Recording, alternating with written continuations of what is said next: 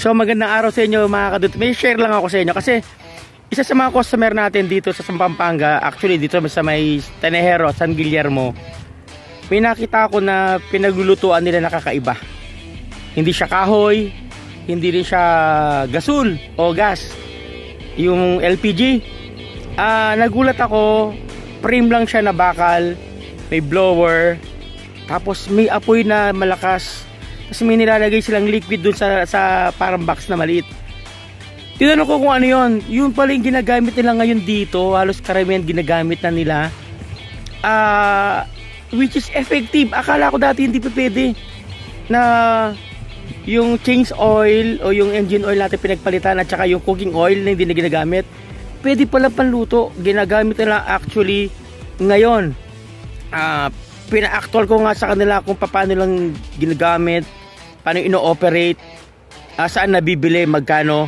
So panoorin nyo itong video nito, malay nyo makatulong sa inyo, di ba? Lalo napakamahal ng ano ngayon ng LPG. Baka lang magustuhan ninyo, ipa-flash ko sa screen yung pangalan at saka yung contact number ng tao. Usap na lang kayo. Para sa akin okay siya kasi ang laking tipid. Yung isang galon magkano lang, tapos ilang buwan nila nagagamit. Pero choice nyo pa rin. Kumbaga bibigyan ko lang kayo ng idea dun sa ginagamit nila. Malay nyo okay pala sa inyo o hindi. Contact lang kayo sa kanila, tawag lang kayo sa kanila, i-entertain nila kayo, di ba? So kung napasin niyo, di ba, nasa field tayo ngayon, wala tayo sa branch. So next time, pag nag-CI naman ako, pakita ko sa inyo paano yung actual na pag-CI namin para magkaroon na kayo ng idea. Malay nyo next time, di ba?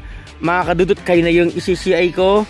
Kayo naman na mabigay namin motor. So sa ngayon, yan muna, i-check nyo muna yan mga kadudot. Discretion nyo pa rin kung okay sa inyo o hindi.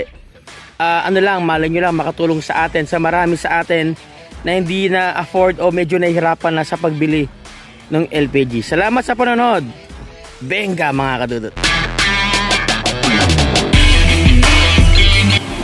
So okay mga kadudot, sa mga naghahanap po na alternative na pwedeng paglutuan maliban po sa kahoy, sila sir dito sa San Guillermo meron silang nagawa. Ito actually napanood ko na dati to, ngayon ko lang na-confirm na totoo pala na pwede talaga yung change oil ng mga sasakyan, yung gamit na langis ng makina, pwede panluto. Ayan nilagay dito ni sir yung change oil, ayun niluluto niya ulam.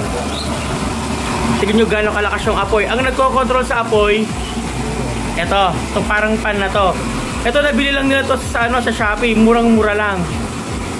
Ayan ang consumption naman ng electric nito, napakamura din compare sa gasto. Kaya doon sa mga gustong makabili, PM nyo lang po ako. Ibibigay ko sa inyo contact number nila sir, kayo na po mag-usap.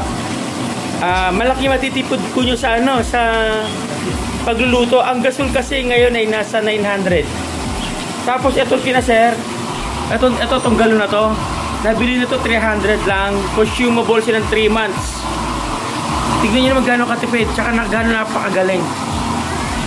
Akala ko dati hindi totoo to, kwento-kwento lang. Pero tignan yung apoy. Tapos dito lang nanggagaling yung sinusunod niya. Yan. So ulitin ko lang po, sa mga gusto magtanong, interesado, gumagawa sila at saka nagbebenta sila, PM nyo lang po ako.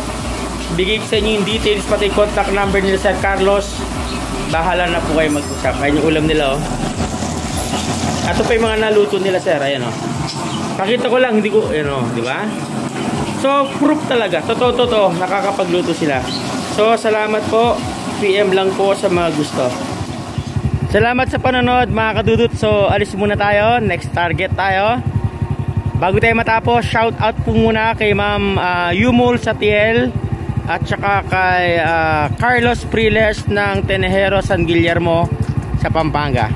Shout out sa inyo sir. Salamat, tsaka kay ma'am. Salamat. Use oil. Ito yung mga pinag-change oil Tapos siyempre tutulo siya doon. Yan. May blower.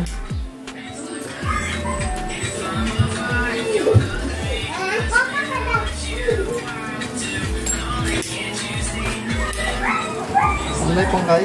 Umakwi na. Oo, umakwi na siya, Yung ganito karami sir, ganito ka konti sir, ilang minuto? Kaya bata. 5 minutes yun eh. Bigat. Yung makanyan yun, karakal. Nasi ang pumasanay nito na nito. Manya karakol, sir. Bayo mag-isang. Patipid siya. Ganyan, makalim yung papayap yan eh. Pakapal niya pa niya daw siya. Mas lima niya ka, magkapangapit sa kasama. Tapos pag umaapi na, itong blower na, no? Para kumbaga inihipa niya. Yun. Oo nga. So, available po yan dito po sa San Guillermo, kina Carlos Priles. Sa mga mag-inquire, PM lang po, tas para makabili tayo sa kanila. Yan, no? Totoo po yan, no? Change oil lang ginagamit dyan, hindi po talaga gas. Change oil lang. Ayan. Ayan. Prueba. Oh, change oil talaga. Tapos, ilalagay dito ni sir. Okay ba nyo? Ito, pag ito napuno, makakapagluto na kayo ng kanin, ulam. Yan, oh. Totoo yan, change oil yan. Yan, oh. Nasa yung apoy. So, sa mga gusto, comment lang para makuha natin number niya, makabili tayo.